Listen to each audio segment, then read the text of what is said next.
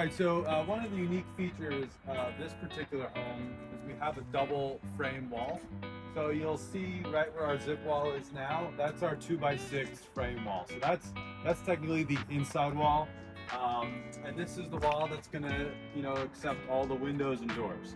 Then we have our 2x4 wall, which is framed on the outside of our plate here. So this wall is serving two purposes. One, it's gonna create a architectural detail. So basically, after we install the windows and doors, this is going to get framed over and then plywooded as well. And then we're going to have a nice return going to the windows and doors. This house is getting stucco, so we'll have a stucco return to make the windows and doors look like they're inset a bit from the outside of the house. And the other purpose is it's going to be harboring the downspouts for the roof gutter. So here you can see that's going to be our gutter box. And the roof, if you look up there, pitches right into that section. So it's not framed quite yet, but we're going to be putting a plywood gutter box all up in that soffit essentially.